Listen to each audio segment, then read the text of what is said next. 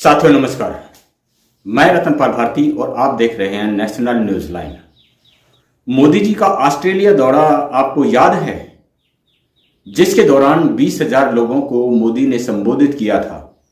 यह खबर बड़े जोर शोर से देश भर की मीडिया ने चलाई थी और यहां तक भी कहा गया था कि कोई भी ऑस्ट्रेलियन मंत्री या नेता अपनी ही सरजमी पर इतने लोगों को एक साथ इकट्ठा नहीं कर सकता है।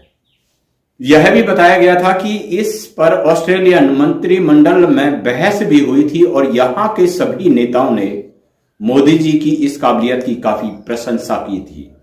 हालांकि बाद में यह भी उजागर हुआ कि यह सब इवेंट मैनेजमेंट का नतीजा था, जिसमें मोदी जी के भाषण को सुनाने के लिए लोगों को लाया गया था और ऐसा नहीं कि किसी बस या ट्रक के जरिए लाया गया हो, जैसा कि भारत में लोगों की भीड़ इकट्ठा करने के लिए आमतौर पर किया जाता है कि उन्हें भेड़ बकरियों की तरह ट्रकों में लाद कर लाया जाता है। बल्कि इसके लिए बाकायदा हवाई जहाज लगाए गए थे और वो भी एक या दो नहीं, पूरे 12 हवाई जहाज लगाए गए थे, जिससे मोदी एयरवेज का नाम दिया गया था और पूरे ऑस्ट्रेलिया से भारतीयों को लाया गया था। कुछ खबरों में तो यहां तक भी छपा था कि 20,000 जो लोग इकट्ठा किए गए थे, उनमें से 16,000 से अधिक तो सिर्फ गुजराती लोग थे। इस तरह से मोदी जी के भाषण को सुनाने के लिए ऑस्ट्रेलिया में लोगों को लाया गया। अब सवाल है कि मोदी जी ने जिन 20,000 लोगों को ऑस्ट्रेलिया में संबोधित किया था और वह सब भारतीय ही थे, तो मोदी जी का ऑस्ट्रेलिया दौरा सफल कैसे कहा जा सकता है? और सफल तो तब होता जब उनका भाषण सुनने के लिए ऑस्ट्रेलियन वहां पहुंचते और वह भी अपने खर्चे पर, या भारतीय ही वहां पहुंचते और वो भी अपने खर्चे पर। मोदी एयरवेज नाम से जहाज की सुविधा उन्हें ना दी गई होती और भारतीय लोगों को हवाई यात्रा का आनंद नहीं दिया गया होता। ऑस्ट्रेलियन दौरे के जैसी ही कमोबेश स्थिति अमेरिका दौरे में भी होने वाली है। जिस तरह की तस्वीरें आ रही हैं, कुछ लोगों को पहले ही काम पर लगा दिया गया है। कुछ भारतीय अमेरिका में मोदी जी की पहले से ही जय जयकार करने लगे हैं, जबकि अमेरिका मूल के लोगों की ऐसी तस्वीरें भी सामने आ रही हैं जिनमें मोदी जी का विरोध किया जा रहा है। अब वहां पर भी भारतीय लोगों को इकट्ठा करके मोदी जी की जय जयकार जरूर कराई जाएगी, ताकि कुछ दिनों के लिए गोदी मीडिया के पत्तलकार और बेशर्म डिबेटर एक पैनल में बैठकर इस पर चर्चा कर सकें।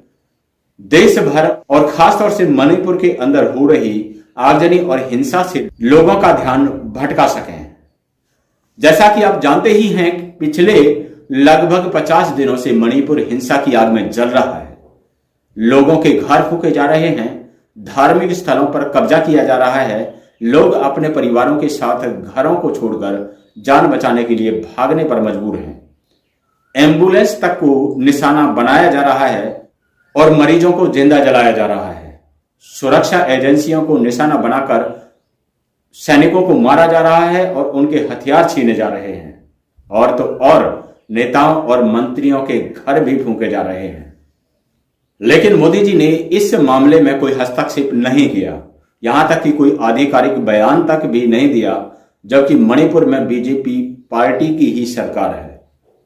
अपने ही मुख्यमंत्री और मंत्रियों को इस स्थिति से उबरने के लिए कोई आवश्यक दिशा निर्देश देने की बजाय मोदी जी अमेरिका में जाकर लोकतंत्र पर ट्यूशन देंगे। उस लोकतंत्र पर जिसकी धज्जियां उनकी आंखों के सामने रात दिन उड़ाई जा रही हैं। जाति और धर्म के नाम पर लोगों को जिंदा जलाया जा रहा है और मोदी जी लोकतांत्रिक देश के प्रधान सेवक होने के नाते कुछ कर नहीं पाते हैं, जबकि भारतीय संविधान की धर्मनिरपेक्षता और लोकतांत्रिक मूल्यों पर आधारित प्रस्तावना तक पर उन्हीं के सामने कुछ लोग सवाल उठाते हुए नजर आते हैं और वह लोकतांत्रिक मूल्यों को बचाने के लिए कुछ कर नहीं पाते हैं। मणिपुर मामले में मोदी जी की चुप्पी उन अंधभक्तों के गाल पर करारा तमाचा है जो कहते हैं मोदी है तो मुमकिन है। मणिपुर मामले में मोदी जी की चुप्पी इस तरफ इशारा करती है कि इसे काबू कर पाना उनके बस की बात नहीं है। मणिपुर के लोगों को सूझबूझ और समझदारी से काम लेना होगा, क्योंकि जिन लोगों पर जिम्मेदारी थी राज्य और देश संभालने की, उनके बस की बात, उनके हालात संभालना नहीं है। इसलिए देश के लोगों को मोदी है तो मुमकिन है की जगह समझ जाना चाहिए कि मोदी है तो आपकी सुरक्षा नामुमकिन है। इस वीडियो में इतना ही।